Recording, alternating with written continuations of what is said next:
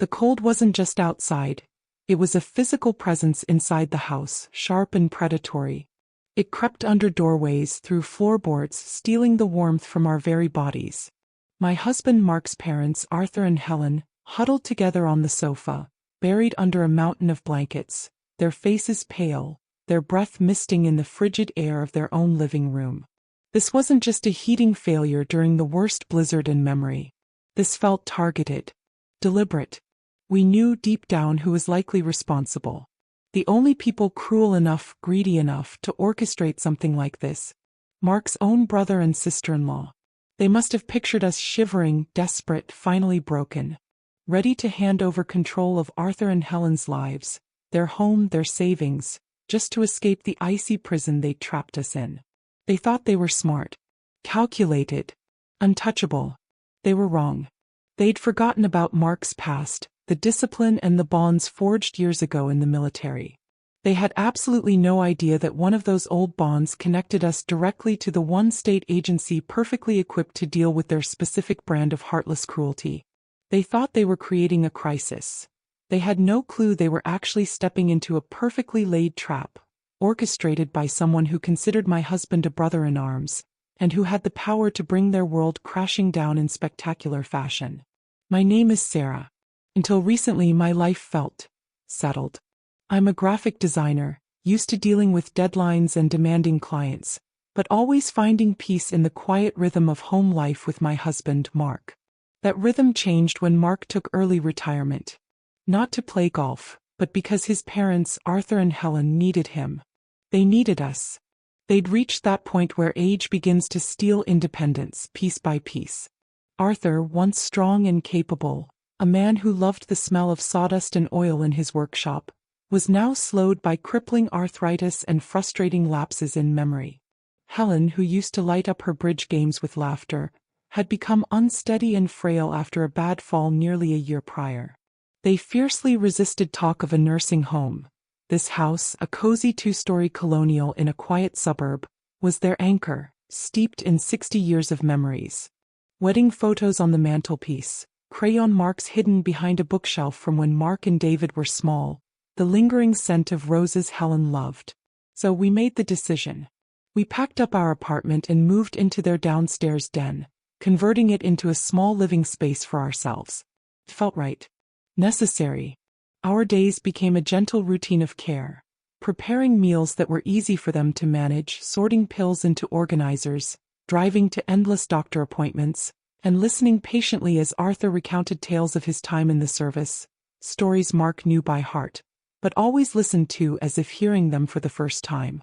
Mark had followed his father into the service briefly himself. A younger man then, disciplined and loyal, traits he carried still. Sometimes, looking at old photos on the wall, one of Mark in his uniform, young and serious, I saw that same quiet resolve in him now. It wasn't glamorous work. It was often exhausting, emotionally taxing. Some days felt overwhelmingly long.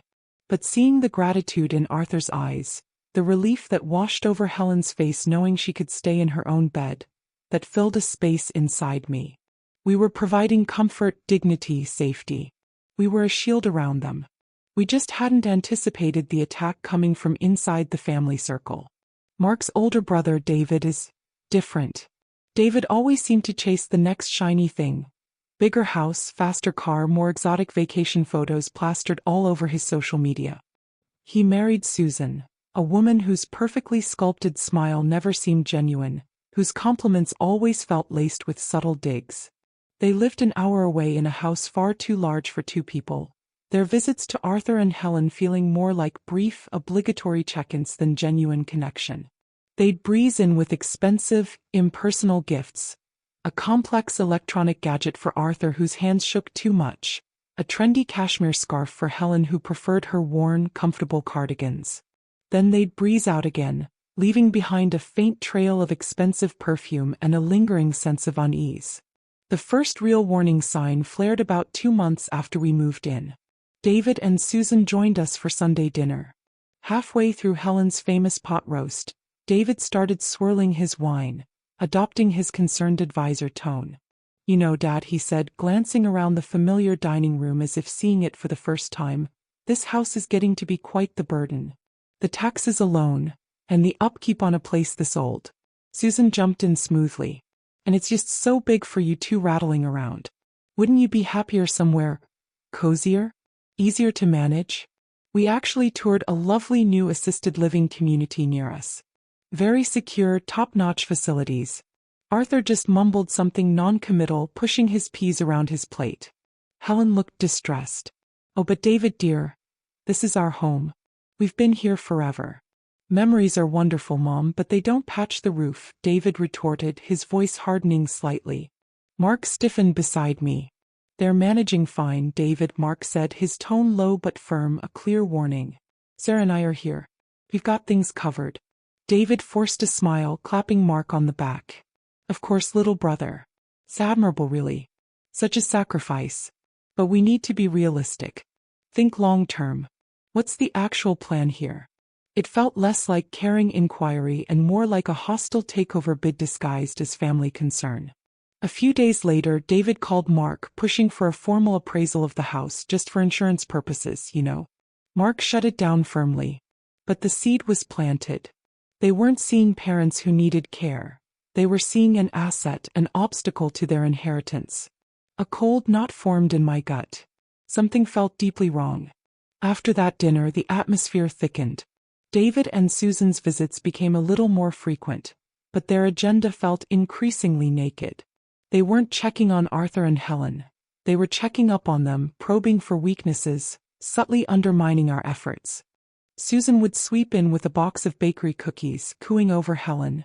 Oh, Helen dear, you seem a bit peaky today. Are Mark and Sarah making sure you get enough rest? She'd ask, loud enough for me to overhear easily. It was phrased as concern, but the unspoken accusation hung in the air. We were the problem, we were failing. David employed a different tactic, focusing on Arthur's memory, always framed as worry. Dad, did you remember to take your heart medication this morning? I just get anxious thinking about it. Or are you sure you mailed that insurance payment, Dad? Maybe Mark got distracted? He was deliberately trying to make Arthur doubt himself, making him appear less competent than he was, chipping away at his confidence and potentially ours. Then came the small, unsettling disruptions. Things would go missing temporarily after their visits. Arthur's wallet, usually kept on his bedside table, turned up inside a decorative teapot in the living room. Helen's favorite reading glasses vanished for 2 days, only to reappear tucked behind a cushion on the rarely used armchair where David had been sitting.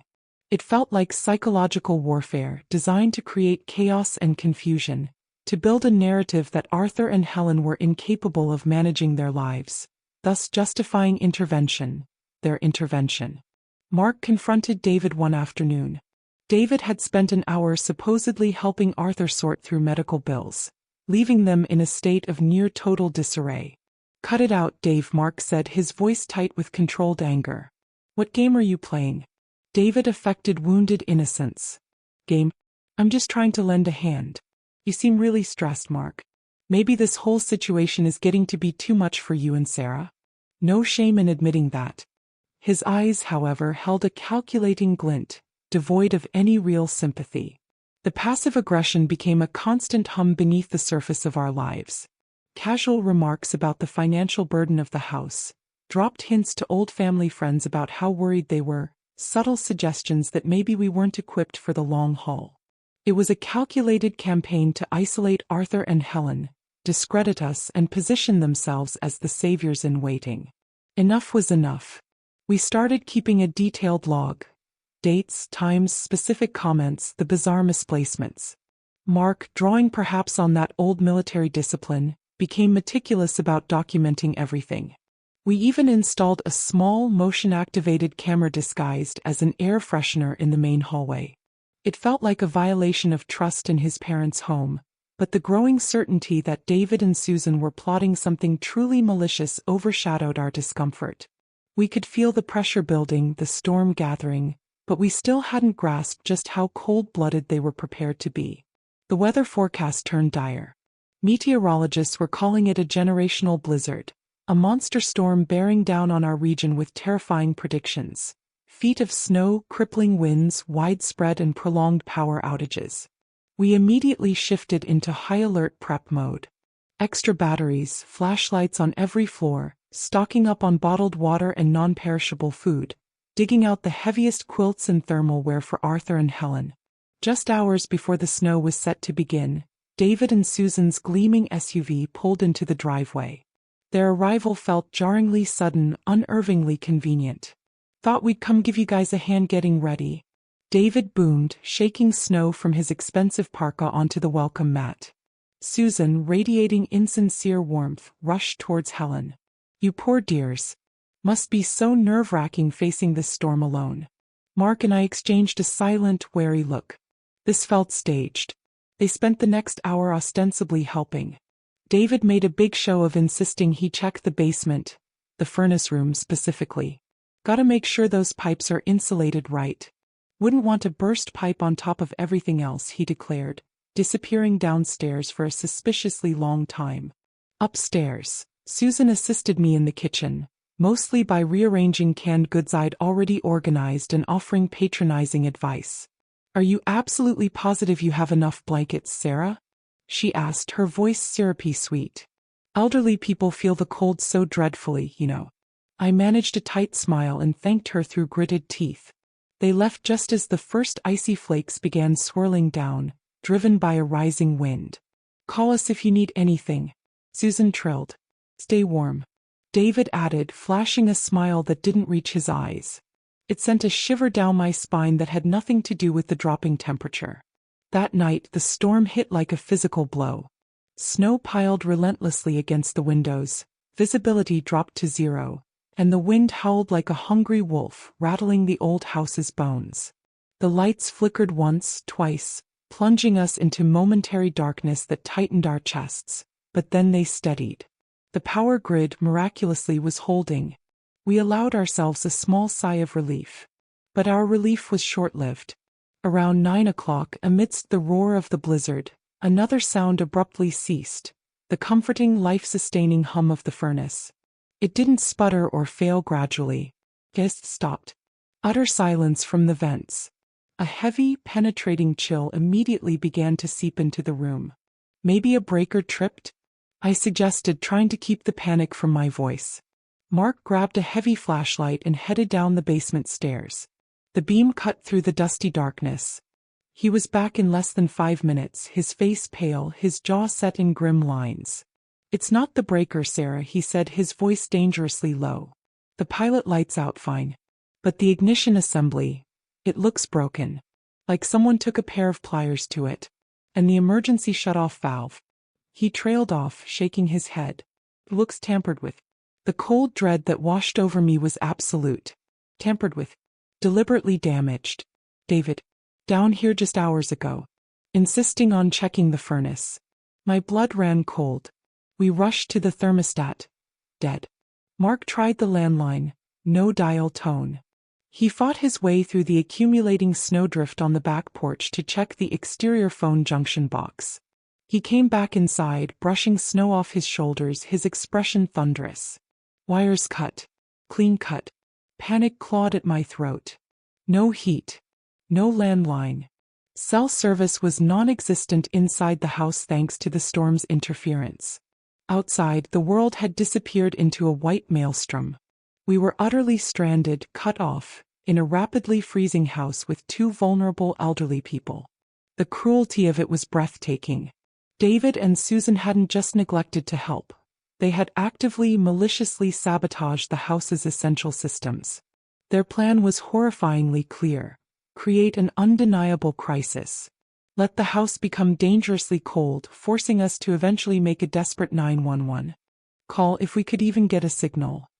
Emergency services would arrive, find the dangerously cold conditions, deem the house uninhabitable, and Arthur and Helen would be evacuated, likely straight into the clutches of David and Susan, and that lovely facility near them where they could control everything.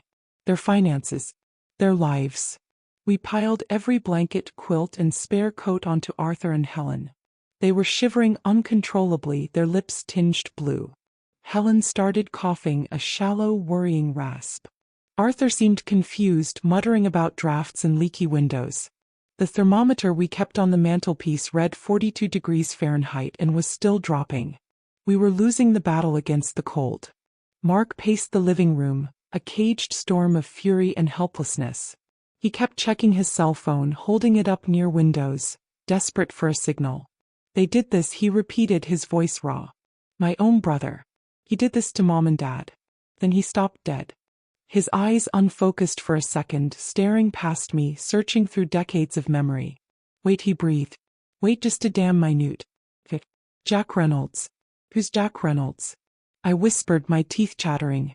Army, Mark said, his mind clearly clicking through old connections. Served together. Good man. Thought. Lost touch mostly, but I heard he went into government work after his service. Something about advocacy. Helping people. Mark's eyes suddenly snapped back into focus, filled with a desperate, dawning realization. He snatched up his phone again, almost stumbling towards the front bay window, holding the phone high, angling it, searching the dead airwaves. The blizzard raged outside, a wall of white. It felt utterly futile. Come on, he muttered. And then a gasp. 1 bar. Got 1 bar. His fingers flew across the cold screen, thumbs clumsy with adrenaline. Searching, state employee database. Reynolds. Yes. Found him.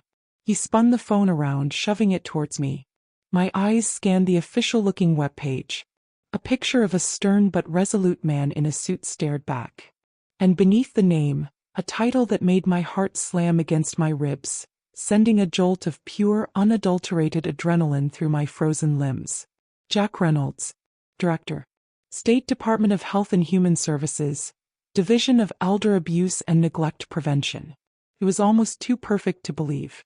The one man from Mark's past who might have the power to intervene was the head of the exact agency created to combat the very cruelty we were experiencing. A fierce, trembling wave of hope surged through me, instantly followed by a cold, hard resolve.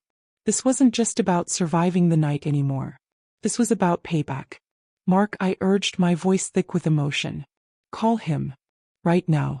Mark nodded, his face grimly determined. He navigated back to the number, took a steadying breath, and hit dial. The faint ringing tone echoed in the silent, frigid room. Each ring felt like an eternity. We held our breath, praying the fragile connection held, praying he would answer. Reynolds, a crisp, authoritative voice answered. Jack Reynolds? Mark Fletcher calling. We served together. 101st? Mark's voice was tight, strained. A beat of silence. Then warmth and recognition flooded the line. Fletch. Mark Fletcher? Holy cow, man, it's been years. How the hell are you doing? I'm in trouble, Mark choked out, and the story spilled out. His parents, the blizzard, the house, the sabotaged furnace, the cut phone line, his absolute certainty about his brother David's involvement and motives. He laid bare the entire horrifying situation. The friendly warmth in Jack's voice instantly evaporated, replaced by sharp, professional focus. Let me get this straight, Mark. You believe your brother deliberately disabled the heating system, knowing your elderly parents were inside, during this blizzard? I have no doubt. They want them out of this house. They want control. They left them here to freeze. Another pause, this one crackling with controlled anger. Hey, Mark. Listen to me. Stay calm. Do whatever you have to do to keep your parents warm. I understand the situation perfectly.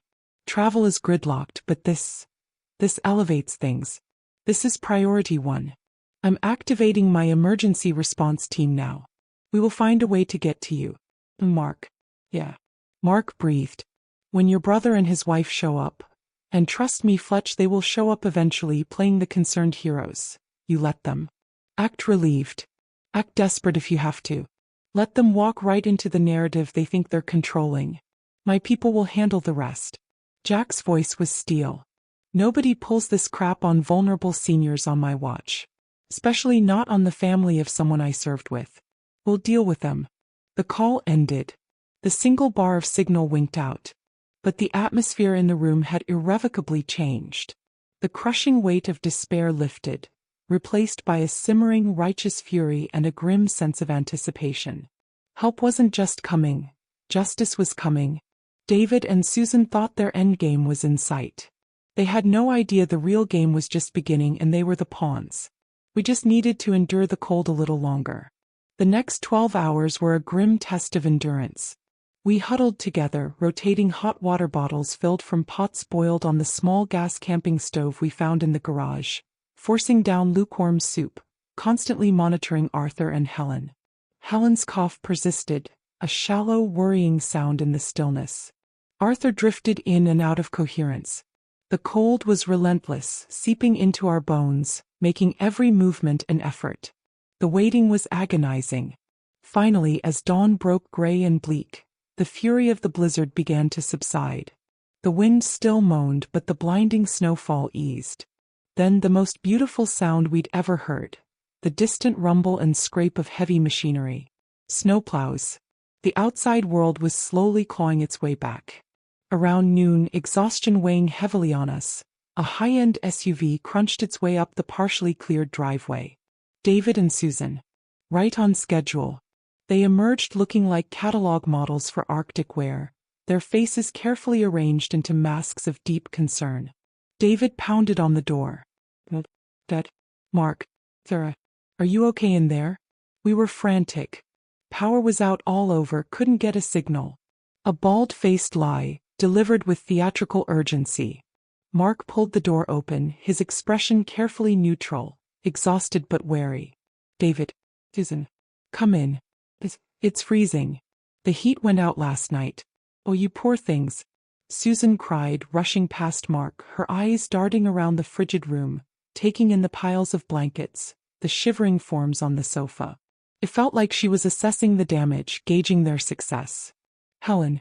Arthur. My God, you must be popsicles. She fussed with Helen's blanket, a picture of feigned solicitude. David draped a heavy arm around Mark's shoulders. What did I tell you? This old place, it's just not safe. But don't you worry. We'll handle everything. We'll get Mom and Dad somewhere warm immediately. That place near us? They have emergency beds available because of the storm. He was already pivoting to his solution, confident we were broken, desperate, ready to yield. Mark met his brother's gaze, holding it for a long, silent moment. David shifted uncomfortably. Somewhere warm does sound good, David, Mark said, his voice quiet, almost defeated. Susan practically glowed with triumph. Wonderful. We can start packing a few necessities right away. That was the precise moment the other vehicles arrived. Not luxury SUVs, but official state sedans and a large functional van bearing the unmistakable logo of the State Department of Health and Human Services.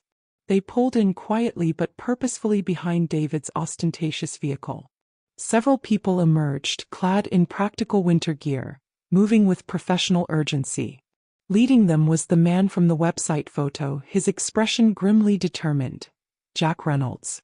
David and Susan froze mid-action. Their jaws dropped. The carefully crafted masks of concern disintegrated, replaced by gaping confusion, then rapidly dawning panic. Who are they? David stammered, whipping his head towards Mark. Mark stepped back from the doorway, gesturing towards the newcomers. David, Susan, Mark said, his voice suddenly clear and cold, ringing through the icy air. Allow me to introduce Jack Reynolds. He's the director of the state's Elder Abuse and Neglect Prevention Agency. Jack strode into the house, his presence commanding the space. His eyes, hard as flint, locked onto David and Susan. He didn't waste time on pleasantries. Mr. and Mrs. David Fletcher, he stated, his voice low but carrying undeniable authority. We've received a credible emergency report alleging potential elder abuse, neglect, and endangerment at this location, specifically relating to the intentional disabling of the primary heating source during a declared state of emergency. Susan let out a strangled gasp, her perfectly manicured hand flying to her throat. David's face went from shocked white to blotchy red. What? That's preposterous. We just arrived. We came to help them. Did you? Jack countered, his gaze never wavering. Because my preliminary team has already documented the severed phone line outside. And I have certified HVAC technicians en route right now to conduct a forensic examination of the furnace assembly. Your brother, he nodded briefly towards Mark, provided a detailed timeline of your visit yesterday, including your activities in the basement, Mr. Fletcher. Near the furnace, one of Jack's team, a calm, competent-looking woman, moved towards Arthur and Helen with a gentle smile. Mr. and Mrs. Fletcher, I'm Agent Morales. We're here to make sure you're safe. We're going to get you thoroughly checked out in someplace warm right away. Paramedics were already efficiently bringing in portable heaters and medical equipment from the van. David started sputtering, visibly sweating despite the frigid air. This is outrageous. A misunderstanding. Mark, what is this? This is a family dispute.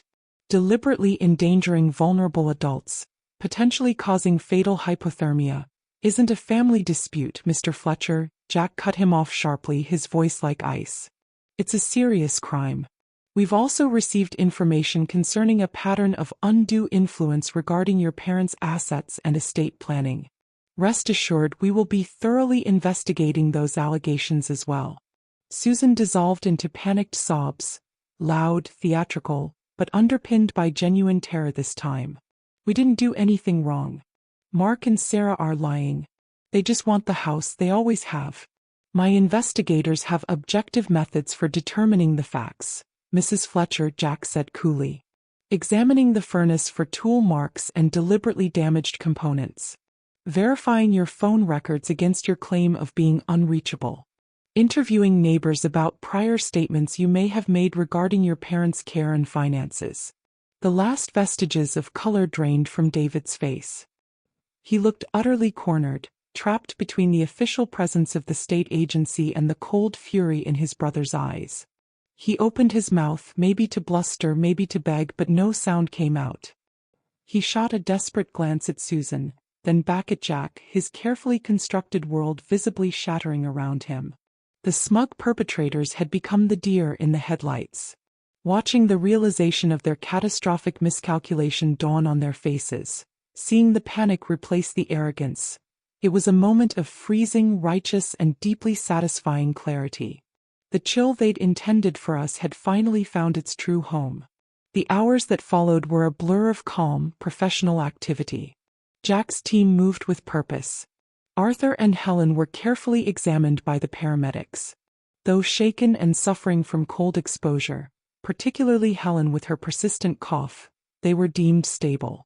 Wrapped in thermal blankets, they were gently transported in the warm state van to the hospital for observation, monitoring, and most importantly, safety away from the freezing house and the toxic presence of their other son and his wife. Investigators secured the basement, their examination of the furnace quickly yielding results. Tool marks on the ignition assembly, a deliberately disconnected wire, evidence of tampering with the shut-off valve. It all pointed to intentional sabotage, perfectly matching Mark's account of David's actions.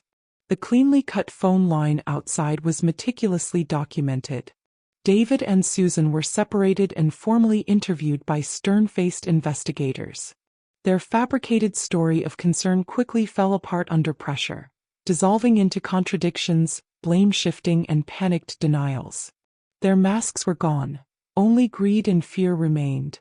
Alerted by the official presence, several neighbors quietly came forward, providing statements that corroborated a pattern of concerning behavior and comments from David and Susan over the preceding months, painting a picture consistent with manipulation and financial motivation, not familial care. Within days, armed with compelling evidence, Jack's agency submitted a comprehensive report to the authorities. The findings were damning. Felony elder abuse through neglect and endangerment, reckless endangerment causing risk of serious physical harm, and strong indicators of financial exploitation. The district attorney's office didn't hesitate. Criminal charges were filed against both David and Susan. The ensuing legal process was predictably ugly. They hired expensive lawyers, tried to smear Mark and me, attempted to portray themselves as victims of a misunderstanding. But the evidence, the damaged furnace, the cut line, the financial irregularities investigators subsequently uncovered, the witness statements, was overwhelming. Facing the prospect of significant jail time, they eventually accepted a plea deal, guilty pleas to reduce charges, resulting in lengthy probation, substantial fines, court-ordered restitution for the damages and investigation costs, and mandatory counseling on elder care ethics. But the official penalties were only part of their downfall. The story inevitably leaked in their relatively small affluent community. Their carefully curated image shattered. Friends distanced themselves. Business associates quietly severed ties. Their social standing evaporated overnight. The sprawling McMansion, a symbol of their supposed success, went on the market under a cloud of scandal. Their lives, built on a foundation of appearances and avarice, crumbled into social and financial ruin. They became a whispered cautionary tale about greed and familial betrayal. Our focus remained squarely on Arthur and Helen. We had the furnace replaced with a state-of-the-art system, upgraded the home's insulation, and installed a reliable security system with emergency communication backups. After a brief, recuperative stay in a comfortable rehabilitation facility, Arthur and Helen returned home, their home. We arranged for trusted, vetted professional caregivers to assist them daily, providing an extra layer of support and security, working alongside the care Mark and I continued to provide. Life settled into a new, more cautious rhythm. The scars of the betrayal remain, a chilling reminder of that night and the depths people will sink to for money. Trust within the wider family structure was irrevocably broken. But seeing Arthur and Helen safe, warm, and secure in their own home, shielded from further manipulation, that brought a peace far deeper than simple relief. It felt like true justice. We learned invaluable, albeit painful, lessons about vigilance, the complexities of family, and the corrosive nature of greed. But we also rediscovered the strength of loyalty, the importance of resilience, and the unexpected power of old connections. Mark and Jack reconnected, their shared history taking on new meaning. Sometimes karma needs an assist. And sometimes the most satisfying revenge isn't loud or explosive, but cold, calculated, and delivered by the very system designed to protect the vulnerable. Watching that system work, watching those responsible face inescapable consequences, well, that provided a profound, enduring satisfaction that warmed us far more than any furnace ever could.